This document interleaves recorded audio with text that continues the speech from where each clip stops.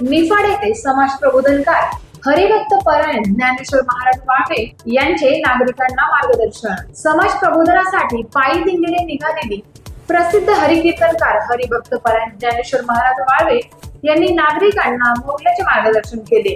जुन्नर येथील निघालेल्या दिंडीतील प्रवासादरम्यान त्यांनी निफाड येथील एका कार्यक्रमास हजेरी लावली। आपले भारूड, अभंग आणि ओजस्वी शैलीतून त्यांनी उपस्थित नागरिकांना व्यसनमुक्ती, शिक्षण, सामाजिक ऐक्य आणि जनतेला महत्त्वाचे संदेश दिले।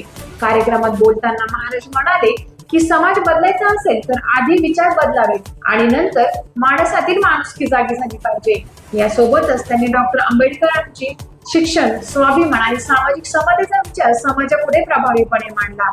बाबासाहेबांनी दाखविलेल्या शिक्षणाचा मार्ग हाच खरा मार्ग, समाज प्रबोधनाचा मार्ग असल्याचे सांगत तरुणांचे शिक्षण घेत समाजासाठी कार्य करावे असे कळकळीचे आवाहनही त्यांनी केले। समाज प्रबोधन कार्यक्रम पूर्ण झाल्यानंतर त्यांनी पुन्हा आपल्या दिंडीमध्ये प्रवेश केला आणि पायी वारीचा संकल्प पुढे सुरूच ठेवला। या प्रसंगी हरिभक्त परायण वाळवे महाराज यांनी गरीब व गरजू विद्यार्थ्यांच्या शिक्षणासाठी मदत करण्याचा निर्धार व्यक्त केला।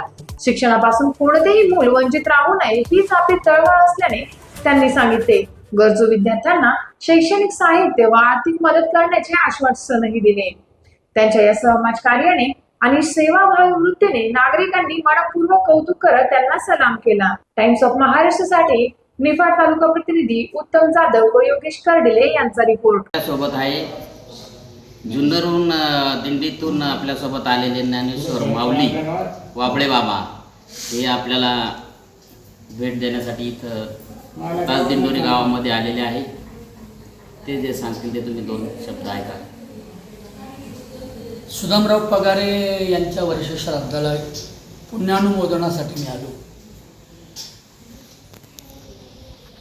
जगद्गुरू तुकाराम महाराजांचा जो समतावाद आहे, सम्यक ज्ञान आहे, ते तथागत बुद्धांपासून आले नामदेव महाराज, सावता महाराज, ज्ञानेश्वर महाराज, जनबाई महाराज, एकनाथ महाराज यांनी जे केवळ देशाला, महाराष्ट्राला नाही तर जगाला पसायदानाच्या रूपानं अवघ्या जगाचं कल्याण व्हावं, मनुष्य जातीने धर्मानं मोठा नसून तो आपल्या कर्तव्यानं मोठा होऊ शकतो, हे सम्यक आणि समतेचं ज्ञान तुकाराम महाराज, ज्ञानेश्वर महाराज, नामदेव महाराजांनी दिलं।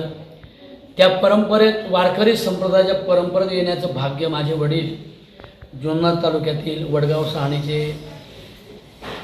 बनशी पाटील वाबळे अर्थात कृष्णाजी राजाराम वाबळे पाटील हे थोर संगीतकार होते, चांगले त्या काळातले भाषणकार होते आणि सेक्युलर सोशल वर्क होते आणि त्यामुळे मला त्यांचं वळण लागलं आणि मी कीर्तनकार झालो।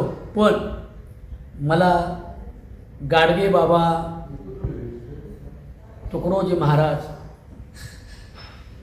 साळशिंगीचे उत्तमराव महाराज अशा समतेच्या महाराजांची मला संगत झाली, विचारांची, त्यांच्या साहित्याची।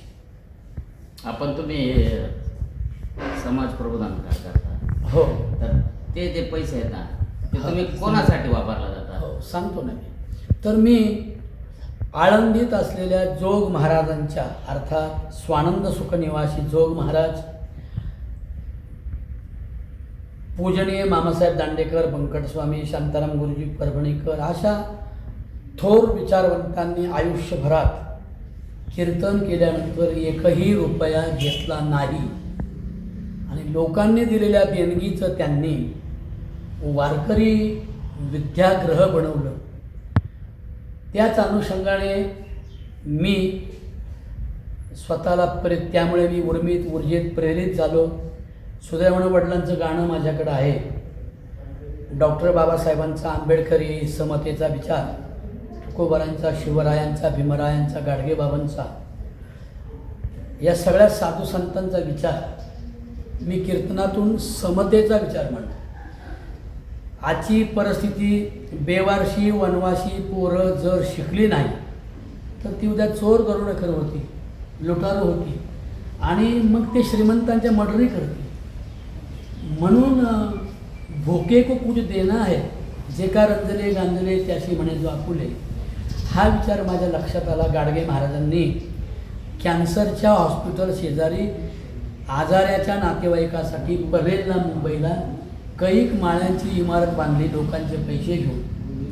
म्हणून मला जे पैसे मिळतात त्या पैशातून मी गेल्या 45 वर्ष मुलांच्या शिक्षणाला त्याची मदत करतो. गेल्या 2 वर्षापासून माझ्याकडे 10 पोरं पोलीसमध्ये भरती होण्यासाठी होती. तशी 20 होती, पण त्याच्यातली 10 पोरं 5 झाली.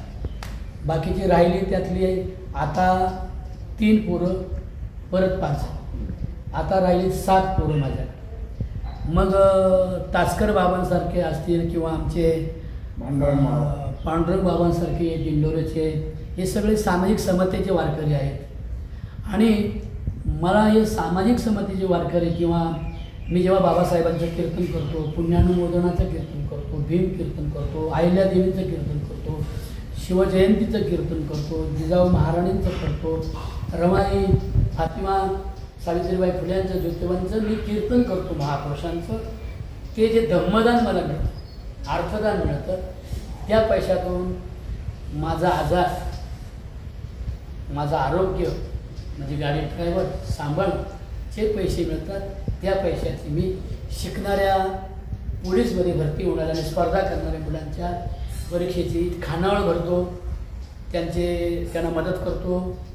ती मुलं आता 10 पोरं पास झाली. ती मला विचारलं आम्ही आता काय करू, मला काय देऊ म्हणतात. म्हटलं मला काय देऊ नका, तुम्ही असा एखादा मुलगा दत्तक घ्या आणि त्यालासुद्धा उच्च शिक्षित बनवून तो कसा पुढे गोरगरिबाचा मुलगा पोटा पाण्याला लागेल याची व्यवस्था करा. असं हे वारकरी संप्रदाय तत्त्वज्ञान मी तुमच्या सर्वांच्या आशीर्वादाने कृतीमध्ये आणण्याचा प्रयत्न करतो. धन्यवाद माऊली. टाइम्स ऑफ महाराष्ट्रातील उत्तम जाधव, निफाड, नाशिक, योगेश कर्डिले यांचा रिपोर्ट.